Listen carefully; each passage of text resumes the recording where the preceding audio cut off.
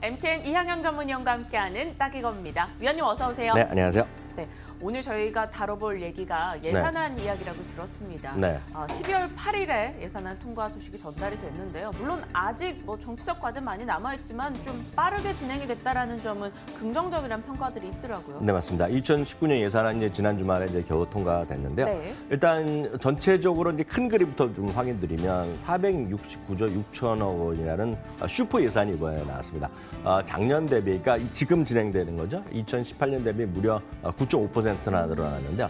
이 증가율은요, 2009년, 그러니까 10년 전에 10.6% 한 적이 있습니다. 그런데 그 2009년이라는 건 리만 브라더스 사태 이후 너무 경기가 안 좋아서 확장 예산했었던 때거든요. 그러니까 그때 이후 최대니까 그만큼 지금 대한민국의 경기가 안 좋다는 것을 역으로 지금 보여준다. 그만큼 정부에서 지출을 늘린다라고 보셔야 되겠고요. 당초 정부 예산안은 470조 원을 조금 넘었었는데 과거 보면은 좀 줄여는 게 예상되는데 이번에는 정부 예산이 줄인 만큼 또 딴 것도 늘어났기 때문에 전체적으로 보면 정부 당초 예산보다는 한 1조 원 정도 줄어들었을 뿐이다라고 일단 이해하시면 되겠습니다. 사실 이게 굉장히 중요한 내용이거든요. 한 해 정부의 살림살이를 어떻게 쓰느냐, 가계부 쓰는 거니까요, 미리요. 네네. 근데 생각보다 많은 분들이 관심이 없으셔요. 그게 제가 봤을 때 약간 좀 아쉽죠. 많은 분들이 이거 돈 되겠냐 하고 지금 오늘 아침에 동시효과트 샀다가 한 11시쯤엔 5% 먹고 팔 거를 원하시잖아요. 맞아요. 그건 이제 투기하는 거고 그런 건 세상에 없다라고 보셔야 될게요. 그거보다는 큰 틀에서 세상이 어떻게 바뀌고 내년도 어떤 관점으로 좀 경제가 움직여서 어떤 섹터가 좀 좋아질 수 있느냐 이런 거를 좀 보시기 때문에 보는 것이 훨씬 큰 도움이 되거든요. 그리고 지나고 나면 그런 거가 훨씬 진짜 돈이 되는 얘기다 말씀드렸는데요. 특히 이제 예산안이라는 거는 저희가 매년 한두 차례 말씀드리는데요. 내년 정부 정책이 어떤 방향으로 이해하는 데 큰 도움이 되겠고요. 특히요. 분야들이 열 몇 개가 크게 나누거든요. 부처별로 나눌 수도 있고 섹터별로 나눌 수 있는데 어떤 분야에 얼마나 많은 예산이 더 책정되거나 아니면 줄어들었는지 이런 것들을 판단하는 것이 더 중요합니다. 그래서 일부 언론이나 이런 데서는 이런 예산 그런 걸 좀 심층적으로 다루지 않고 대부분 이런 거죠. 어떤 힘이 있는 국회의원이 자기 동네 뭐를 몇십억 늘렸다, 몇백억 늘렸다 얘기하지만 그런 건 진짜 돈이 안 되는 얘기거든요. 그러니까 그런 거는 모르겠습니다. 특히 주식 하시는 분들은 그냥 흘려버리시고요. 진짜 중요한 건 이런 방송을 좀 보시면서 진짜 어떤 쪽으로 돈이 들어가는 이런 거 보는 것이 전 진짜 그게 더 중요하다 이렇게 생각을 하고 있습니다. 괜히 정부 정책에 반하지 마라 이런 얘기가 있는 게 아니지 않습니까? 맞습니다. 한 해 정부가 어디에다 어떤 돈을 쓰겠다라는 것이 여기서 나오는 것이기 때문에 이런 내용에 좀 초점을 맞추는 게 필요할 것 같아요.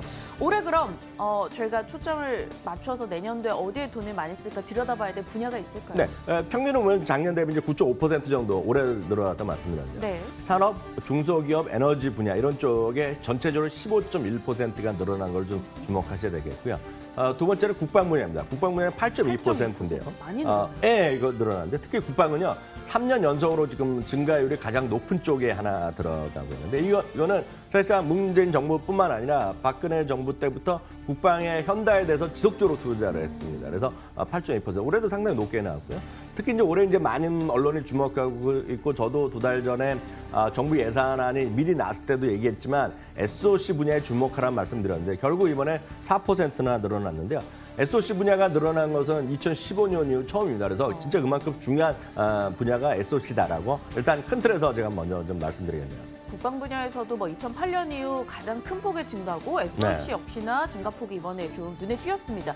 근데 SOC 앞서 위원님 살짝 이야기해 주셨는데 그 특정 유력 국회의원이 자기 쪽에 조금 더 예산을 더 많이 끌어갔다 이런 논란이 있긴 했어요. 네, 맞습니다. 그런 거는 이제 앞서 말씀드렸던 자기 지역구에 무슨 예를 들어 이런 거죠. 도로를 깔았다. 그래갖고 30억 늘어났다. 이런 거는 돈이 안 됩니다. 그래서 그런 건 그냥 무시하시면 되겠고요. 실제로 보면 정부 측의 순수 SOC 분야는 올해보다 5천억 줄은 18조 5천억으로 국회에 제출했는데요. 실제로 보면 정부에서 워낙 발표한 것도 사실 문화체육 관광 쪽에 있습니다. 체육관 짓고 관련된 기관 시설도 SOC를 분류하기 때문에요. 어쨌건 처음부터 작년부터 증가한 부분이 되겠고요. 순수만 보더라도 이번에 정부 예산안보다 국회에서 나오면서 1조 2천억 정도 늘려놨면서 19.8천억 원. 그러니까 거의 20조 원이 이번에 SOC 예산으로 통과됐다라고 일단 이해하시면 되겠습니다. 근데 SOC도 분야는 좀 다양하잖아요. 철도도 있고 도로도 있고 물류도 있고 이게 어떻게 네, 돈이 쓰이는 엄청 많습니다. 건가요? 그래서 첫 번째는 이제 지역 및 도시 예산이라 그래갖고요. 기간 이렇게 도시 시설 이런 거 갖고 오는 거 이렇게 있고 여기 신도시 쪽 들어가고 네. 스마트 시티링이 들어갑니다. 그래서 좀 많이 들어갑니다. 27% 들어갔고요. 산업단지 쪽이 앞서도 여러 가지로 분류가 되겠지만 새로운 산업단지에 대한 보수, 유지, 개발 이런 것들이 있죠. 이런 쪽이 한 17% 들어가고요. 항공이라든가 공항 이런 것들이 항만인데 항만 공항 이런 것들이 한 8.8% 정도 들어가고요. 철도가 6.1% 들어가는 것이 상당히 의외입니다. 그래서 네. 철도 부분이 들어가요. 여기 뭐 말씀하신 대로 기타 물류 그러니까 4.4% 그리고 여기 나오는 도로 이런 것들은 이 아까 말씀드렸던 대로 동네에서 길 하나 뚫는다 있죠. 이런 건 줄어들었습니다. 그래서 그런 거는 그냥 동네에서 건설업체가 하는 거 잊어버리시면 되겠고요.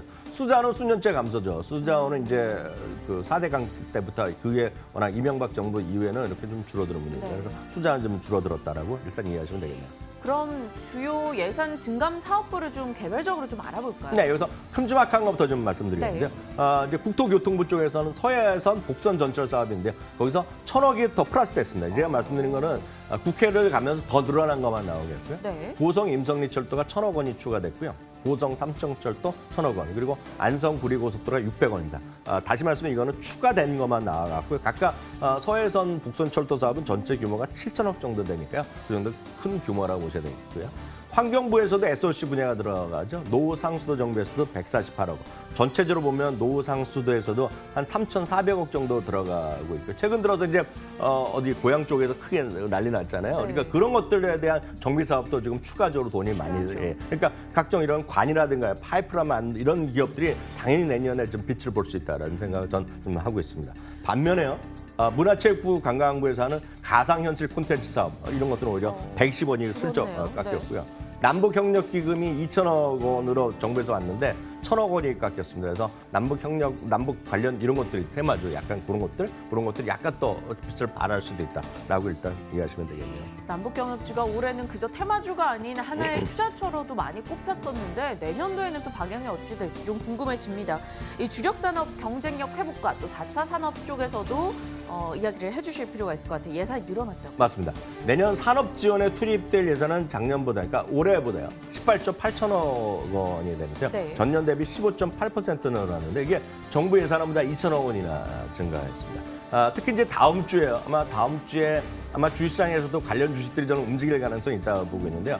우리나라 지금 13대 제조업이라는 게 있습니다. 13대 제조업이라는 것이 이제 반도체, 자동차, 조선, 뭐 섬유, 선박 이런 것들인데요. 네. 이런 것들이 지금 반도체를 제외하고는 좋은 게 거의 없거든요, 지금요. 그러니까 이런 쪽이 얼마만큼 그 예산을 좀 늘려줘 갖고 투자 지원, 리서치 R&D라든가 이런 거 투자하는 것이 되겠는데요. 내년도요. 13개 주력 제품의 기술 개발로요. 336억 원이 증가한 6,747억 원이 편성됩니다. 근데 그중에서 어느 쪽이 더 많이 나오냐면 이건 좀 수치를 보실 필요가 네. 있겠는데요.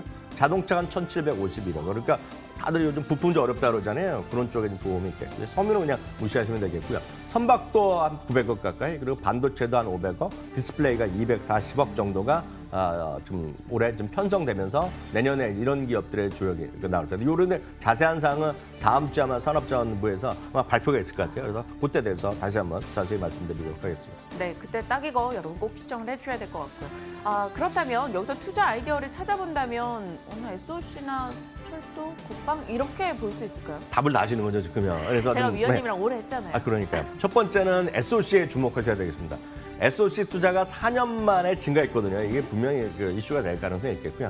여기 보면 주식은 몇 가지 있겠는데 큰 것들을 보셔야 되겠죠. 현대건설, GS건설이 되겠고 특히 현대건설은 이제 남북 관련 그런 이슈가 있겠고요. 현대건설은 저는 여하튼 건설업종에서는 의외의 관심주. 그래서 네. 닷코스를 보고 있는데요. 아직 확정도 안 됐고 아직까지 삽을 하나 못 뒀잖아요. 쉽게 얘기해서 현대건설은 보실만한 것이 여러분들 삼성동에 부지 있죠. 10조 원의 통큰 투자 네. 했지만 삽을 하나 뜨지 못했거든요.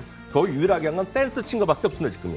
그래갖고 아직 서가가 안 났어요. 그래서 그 서울시에서 막 해달라 그랬는데 국토교통부에서나 재무부나 그 정부당에서 합의가 안 됐는데 아마 뭐 올해 연말도 쉽지 않다는 얘기하고 있는데 하여튼 늦어도 내년에는 못 될 거라고 얘기하고 있거든요. 그렇게 되면 이제 현대건설이 가장 거기서 탑픽으로 떠오를 수 있다는 거죠. 현대건설 그런 재료가 있다라고 네. 보셔야 되겠고요. JS건설은 워낙 뭐 펀더멘탈이 되겠고요. 철도 관련 테마는 말씀드렸다시피 저는 테마주를 이렇게 선호하지 않으나 이런 것 이 얘기는 계속 나올 겁니다 지금. 그래서 그런 것도 여전히 좀 매매하시는 분들 관심 모셔야 되겠고요. 국방 현대와 관련해서는 여기 이제 유의하셔야 되겠는데 이거는 뭐 월급도 올려주는 것도 있겠고 뭐 네. 침대 매트리스 바꿔주는 것도 있겠으나 그런 것보다는 과학 현대화, 국방 현대화거든요. 그래서 이런 것들은 우리나라 주식은 별로 관련된 게 별로 없을 것이다라고 말씀드렸고요. 하여튼 이거는 보잉이라든가 로키드 마틴 등 글로벌 방위 산업 관련 주식들을 여전히 보시는 것이 맞을 것 같다 그래서 다시 한번 확인드리고 싶네요. 사실 하나 에어로스페이스나 한국항공우주, LIG 넥선 이런 건 어떨까요? 질문을 드리고 싶었는데 일단 관심이 좀 없으시다고. 그런 것들은 어제도 일부 언론에서 났는데요. 글로벌 방위 산업과 전혀 상관없이 가고 있거든요. 역으로 보면 흘러내리고 있고 뭐 반등해봤자 그렇기 때문에 모르겠습니다. 그럼 뭐 각자 판단하시면 되겠네요. 알겠습니다. 예산안 놓고 내년도 살림살이 짜임이 어떻게 진행되는가 또 그 안에서 찾아볼 수 있는 투자 아이디어까지 들여다봤습니다. MTN 이항영 전문위원과 함께하는 딱 이거였습니다. 위원님 고맙습니다.